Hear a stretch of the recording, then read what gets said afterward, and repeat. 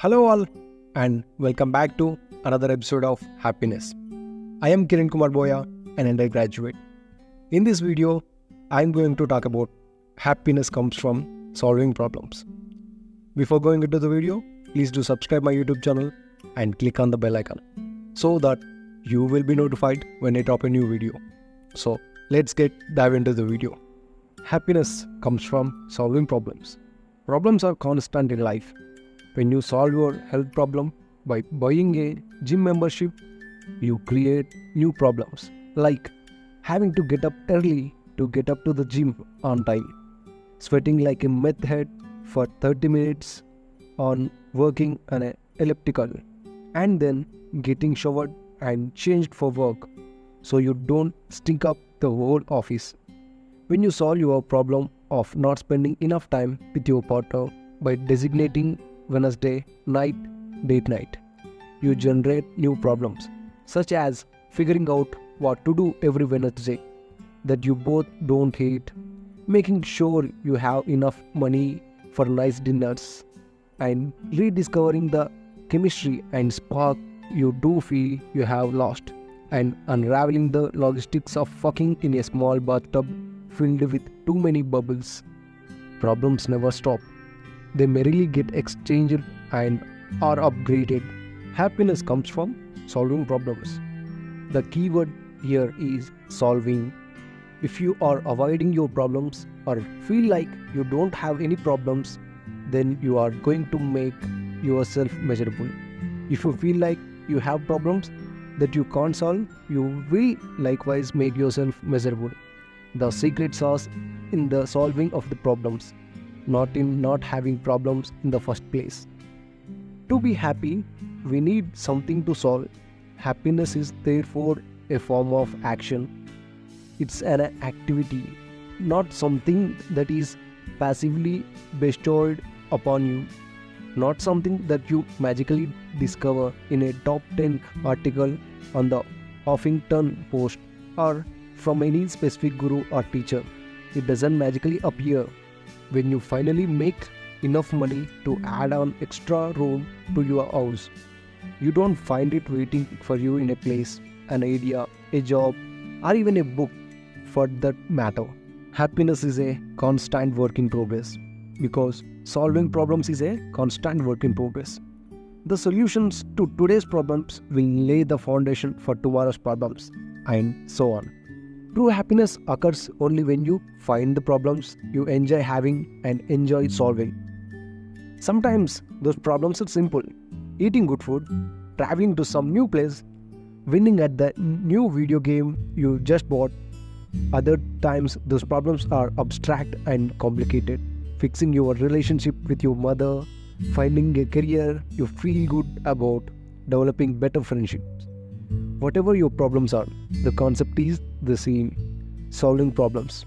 Be happy. Unfortunately, for many people, life doesn't feel that simple. That's because they fuck things up in at least one or two ways. The first way is denial. Some people deny that their problems exist in the first place, and because they deny reality, they must constantly delude or distract themselves from reality. This may make them feel good in the short term, but it leads to a life of insecurity and emotional repression. And the second way is victim mentality. Some choose to believe that there is nothing they can do to solve their problems, even when they in fact could. Victims seek to blame others for their problems or blame outside circumstances. This may make them feel better in the short term, but it leads to a life of anger, helplessness, and despair. People deny and blame others for their problems for the simple reason that it's easy and feels good, while solving problems is hard and often feels bad. Forms of blame and denial gives us a quick high. They are a way to temporarily escape our problems, and that escape can provide as a quick rush that makes us feel better. Highs come in many forms, whether it's a substance like alcohol, the moral rightness that comes from blaming others, or the thrill of some new risky adventure, high or solo and unpredictable ways to go about one's life. Much of the self-help world is predicted on peddling highs to people rather than solving legitimate problems. Many self-help groups teach you new forms of denial and pump you up with exercises that feel good in the short term while ignoring the underlying issue. Remember, nobody who is actually happy has to stand in front of a mirror and tell himself that he is happy.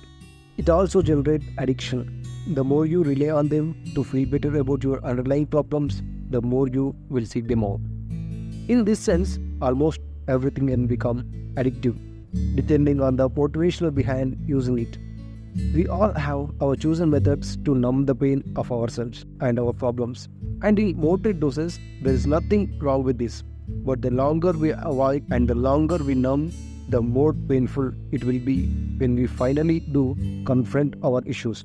What I am trying to say is, accept the problems that comes into your life and try to solve it, and then that problems gives you happiness. And here is the poem which I have wrote recently, and the lines goes like this. I accept everything. I have no smiles.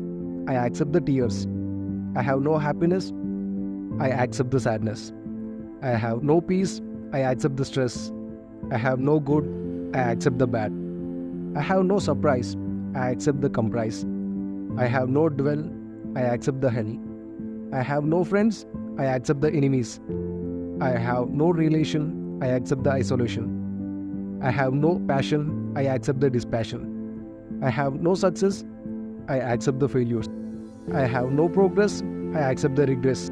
I have no remain. I accept the pain. I have no plenty. I accept the empty. When I realized I have nothing, then I started accepting everything. I have nothing. I accept everything. Thank you. Share it to your friend if you like it.